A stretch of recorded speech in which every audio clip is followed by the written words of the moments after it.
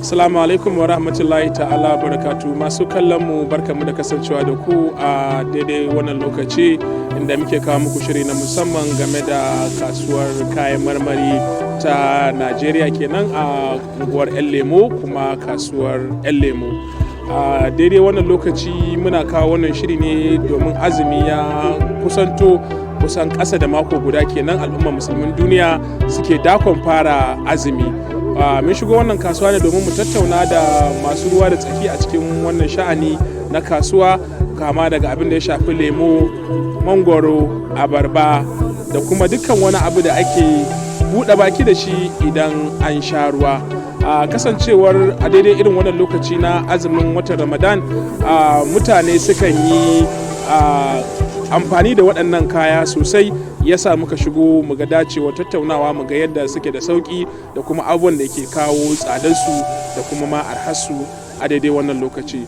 Mu kasance tare da ku a cikin shirin. Sunana Muhammad Rabiu Abu Hidaya.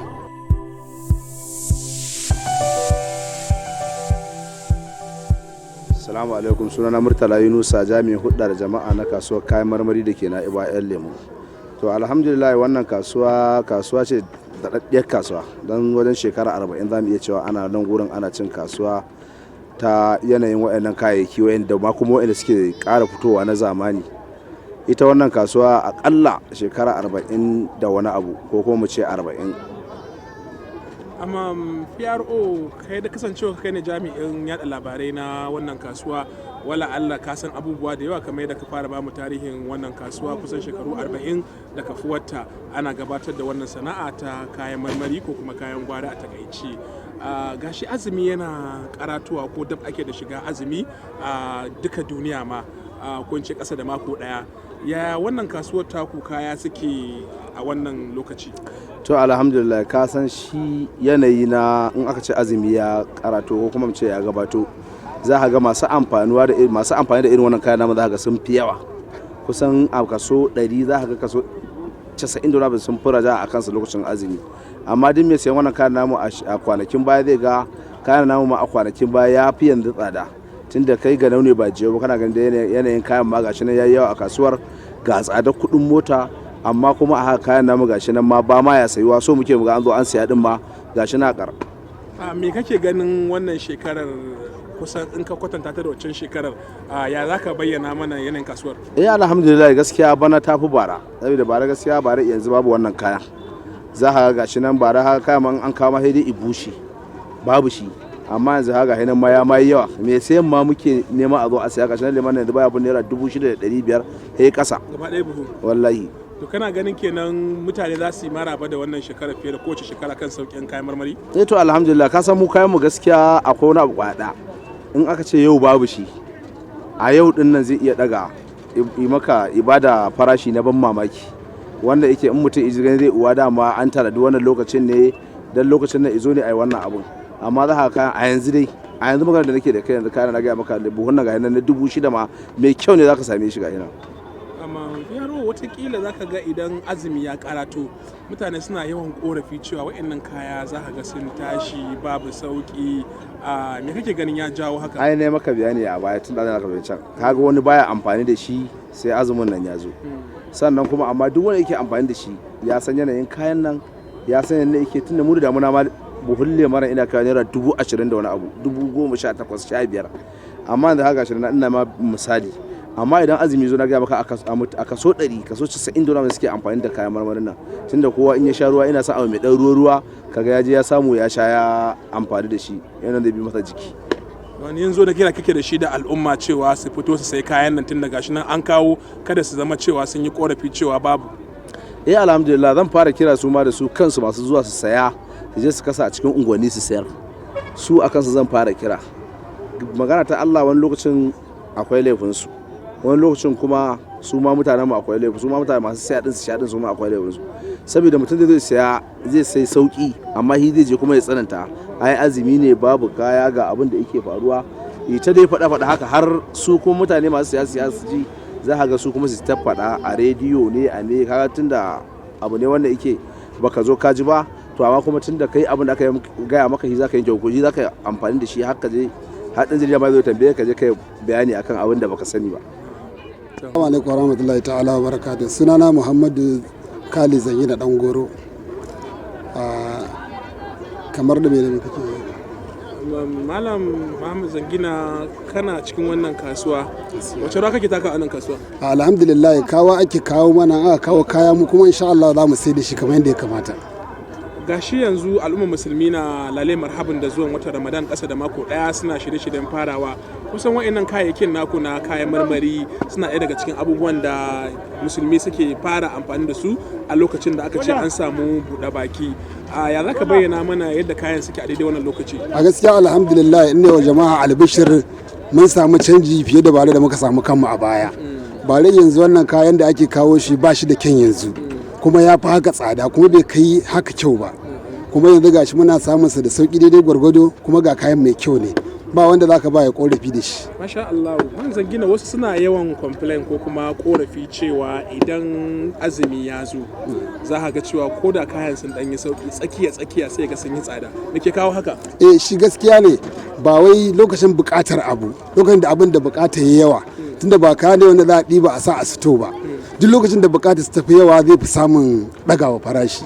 Tunda kawo shi za a idan aka kawo shi ana sayarwa, in aka ce ba shi bukatar su ta yi yawa, shi wannan kaya janyewa ki da ba ajiye shi ake ba. Yawansa a kasuwa arhasa, ko da azumi ko ba azumi, lokacin da yake da arha to lokacin da ga ya yi yawa a kasuwa. Mai kawowa yana korafi, mai sai yana dariya, shi ta wani harka take. Ita ba ruwanta da nawa ka siyo wannan kayar, mai katara a kasuwa ake yi kawai, shi ne harkar ita wannan harkar lebo. Amma akwai wani abu da ake cewa wai rijiya ta ba da ruwa, wai guga ya hana. A cikin nan wurin zamana iya cewa nan ne gindin maganin dukkan wani kayan marmari, musamman a nan jihar Kano. Idan ka je siya a gurin masu ɗaiɗaya musamman na cikin unguwa, kakan ji abin ya yi wuta sosai. Gashi yanzu kun ce kayan suna arha, me ke kawo tsadarsa a cikin unguwanni? To alhamdulillah, yanayin kasan kowa da irin farashinsa. Wani kuma idan ya saya shi kasan wannan kayan, idan ka ce za ka saya da arha, to gobe ma ka siyo tsada, tunda ba da wani kwantaran farashi guda daya. Kuma ka san al'adarmu, wani da duk da yake ke sai da leman nan, idan saukin ya samu, wannan halayen mu ne gaba daya. Ba zai wace in saukin ya samu wasu kan bambanta, amma irin wannan wasu daga ciki ba su da yawa. Wani in ya sai tsada zai je ya sai tsada, in ya sai arha zai sai arha. Amma wani idan ya sai araha, in ya sai tsada, to haka yake siya. Wannan matsalar masu. A wannan shekarar kana ganin cewa kaya za su tsada ne ko za su yi arha? Alhamdulillah, a yanzu dai ba ma hangen tsadar, tunda a yanzu dai muna cikin sauƙin. Kenan kana yawan masu saye albishir cewa bana da su sha kurumin su kuɗi kaɗan za su yi. Insha Allah, za a da kuɗi kaɗan za a sha kayan marmari mai kyau, kuma ya fi na bare kyau. Don ba wanda za ka yanka kai complain. Bana da mai olsa da mara olsa kowa zai sha lemu insha Allah. To mun gode. To assalamu alaikum wa rahmatullah, sunana Murtala Ado, mazaunin unguwar Yaka sai ne nan kuma yan lemu nake masana'anta ta kenan. Yawwa, dilan abarba ne ni, ina sai da abarba kamar yan bendal haka da makamantanta. To kusan abarba akan dan kawo ta daga dan gurare guda 2 zuwa 3. Ta farko dai kamar tamu ta gida ana kawo ta ne daga kasar bendal, Edo State kenan. Dan akwai kuma wacce ake kawowa daga Kwatano, sannan akwai wacce ake kawowa daga Agulawa haka da sauransu. Na'am. To malam, wannan ka yi magana akan wato ita abarba. A daidai wannan lokaci da ake da shiga watan Ramadan, yaya tsarin yake a daidai yanzu na kasuwa? To tsari mu dai babban yanzu abin da muke kuka da shi, tsadar kuɗin mota shi ya fi tayar mana da hankali. Sabida a da mota akan ɗauko mana ita, kayan nan mota kamar wannan J5 kenan ana ɗauko mana ita a naira 70,000. To amma saboda yanayin rayuwa yanzu daga bina abin da ake kawo mana mota, duk mota ɗaya ana kawo mana akan naira 150 kuɗin da ko kenan. Sannan yanayin kayan kuma bana ya kasance cewar akwai ɗan tsaikon damuna da ba su samu ruwa ba akan lokaci wannan karan, to shi sa kayan za ka gan shi ɗan yanayin zuwansa ba kamar bara ba shine. Suna na Umar Usman Abubakar, wanda aka fi sani da Umar Soja. Sana me kake a nan kasuwa? Ayaba nake siyarwa. To ya zaka bayyana mana yanayin ayaba a wannan lokaci da ake daba shiga wata Ramadan? Gaskiya yanayin ayaba a wannan lokaci, wannan shekara sai dai mu ce alhamdulillah, duba da in aka hada da shekarar da ta wuce an samu matsala ta rashin ta da ta yanke a wancan lokaci, amma wannan shekara insha Allah yanayin yadda take shigowa da yanayin da ake kawo ta, in Allah da akwai za a iya samun sauki fiye da wancan shekarar Allah ya a daidai wannan lokaci za mu iya cewa ga dai ayaba amma har yanzu bata nuna ta nuna ba.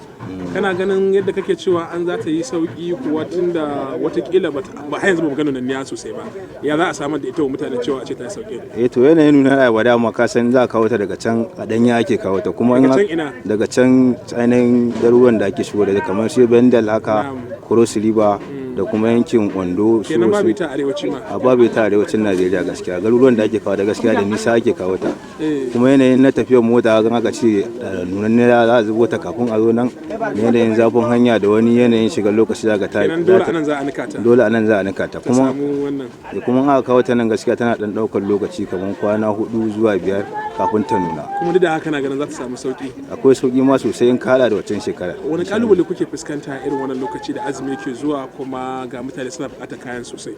Kalubale gaskiya ba zai wuce na rashin kuɗi a hannun mutane ba, yanayin da idan ma ka ce ka tsada za ka siyar gaskiya ba za ma a kayan ba gaskiya fi sabilillah, saboda yanayin yadda kuɗi ya yi karanci a hannun mutane ba kowa ne zai iya zare kuɗinsa a wannan lokacin da ake ciki ya sai kayan ba. Wani albishi kake yi wa jama'a cewa wannan su da kwanci azumin nan da kyakkyawan shiri? Albishirin da zamu iya mutane gaskiya zamu ce wannan shekara sai dai mu ce alhamdulillah, insha Allah duk wani wanda yake buƙatar cin ayaban Allah da zai same ta a cikin sauki ba tare da wani tashin hankali ba insha Allah. Assalamu alaikum, ni ne Alhaji Habu mai kankana a kasuwar Yan Lemo, tare da fatan cewa a yanayi na kasuwa na kamar yanzu ba kamar baya ba, amma kuma gaskiya bana a yanayin farashi na kaya ba kamar wancan shekara ba, bana za a samu abin da sauki, tunda kamar wancan lokaci kafin azumi da ake tunanin zai kama ana sai da ƙwaryar kankana kamar 45,000, mabiyanta kamar 30,000, ta uku kuma kamar 20,000 haka. To sakamakon yanzu dan canjin yanayi da aka samu ana sai da ita kamar 50,000, 35,000, 25,000. Kaga ƙarin da aka samu ba mai yawa bane, bai kai kamar na wancan shekaru ba haka. Alhaji Habu, ka yi mana bayani akan kankana a daidai yanzu.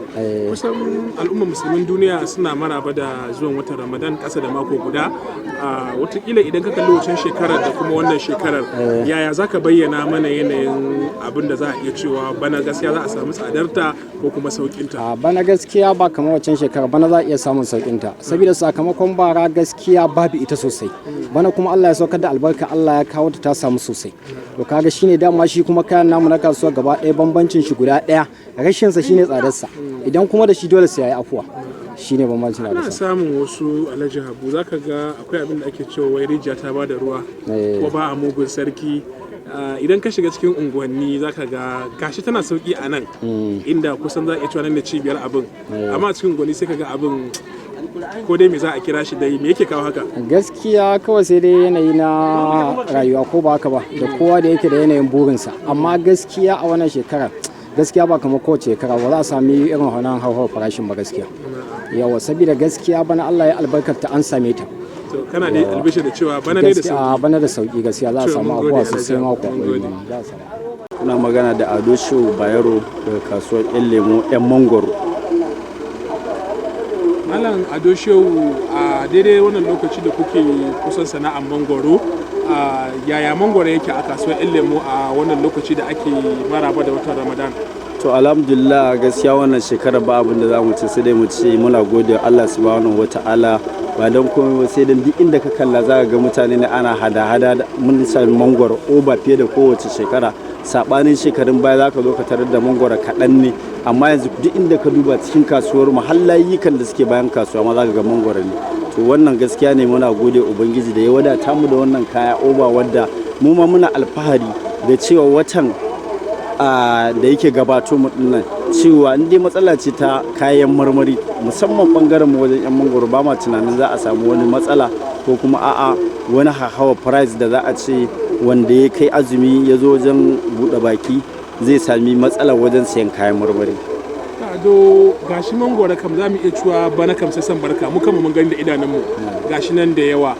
Kana ganin cewa za a iya samun sauƙinsa ko kuma darajarsa? To gaskiya a yanzu dai mangoro ba ma maganar tsada, sai dai maganar arhama. Dan an ce sauki ma a tsakiya take, mu kawai arha muke kira. Dan ko ina mangoro na Allah kake ma ka samu customer da zai sai mangoro ya fita ya shiga da shi sako da lunguna na wannan jihar tamu. Idan mun kalli wancan shekarar da wannan shekarar ya za ka bayyana mana yanayin sauƙin kayan? To gaskiya alhamdulillah isa dama da farko ma na fara da gode ubangiji cewa wajen samun wadatuwar shi kayan marmarin a wannan kasuwa tamu wadda ba da yanzu ba irin wannan labarin muke ba, hatta mu ma da muke wannan kasuwar idan ka zo sai kai mamaki don me kayan ma ba ma ya zuwa ballantana ma ya yawan da zai wadaci na waje. Yanzu kalubalen da kuke fuskanta da kuma kiran ka gwamnati da al'umma cewa su kawo dauki don ganin cewa an samu sauki da arhar da kake magana. To alhamdulillah mu kiran da za mu yi a gwamnatance shine wajen yadda muke tafiyar da harkar kasuwanci a wannan kasuwa tamu da ta shigo ta duba irin matsalolin da suke dan damun kasuwar tamu da wasu 'yan gyare-gyare da muke bukata wadda ba sai lalle jiha ba ko lokacin gamman za ta iya shigowa ta taimaka mana da wannan. Kalubale na biyu shine game da wannan kaya musamman tsadar mota, ba mu da matsalar da fi tsadar mota yanzu a wannan kaya saboda kowane katon maimakon bara yanzu ana kawo shi 800,000 yanzu muna biyan duk katon ɗaya wannan na mangwaro 600,000 wani 700,000 wani ma yana kaiwa wajen 2,000 bara ɗaya kudin mota kawai. To wannan shine babban kalubalen da yake damun musamman 'yan mangwaro. To muna fatan da cewa gwamnati ta shigo ciki ta duba wannan tsadar mai tunda mai ne ya kawo tsadar wannan kayan masarufi musamman su wanda suke mana dako kullum kukan da suke da gas musamman mutum da motocin mu manyan motoci ne ba masu shan fetur ba ne kowa sai baka labarin 100 kaza ya sha gas. To don haka mu ma wannan abun ya shafe mu ya shafi ma wanda zai sai kwara daya. Masu kallon mu duka-duka anan muka kawo ƙarshen shirin namu daga kasuwar 'yan lemu inda muka kawo muku rahoto na musamman a kasuwar 'yan lemo wato kasuwar kayan marmari inda kuka ga mun shiga cikin wannan kasuwa mun kawo muku rahoto na musamman game da yadda kayan marmari suke a dab da lokacin da ake maraba da watan azumi wato Ramadan Karim wanda musulmin duniya suke maraba da wannan wata ƙasa da mako guda kenan ake sa rai da shigowar wannan azumi kuma kun je da muka tattauna da su waɗannan wakilai na mabambanta wato kasuwa kama daga lemo ayaba abarba da kuma kankana har ma da mangwaro kun ji irin abubuwan da suka faɗa game da irin kalubalen da suke fuskanta da kuma kiran su ga al'umma da kuma gwamnati yadda za a zuwa inganta wannan sana'a ta kayan gwari mu kasance tare da ku a wani sabon shirin sunana Muhammad Rabiu Abu Hidaya sai wani jikon.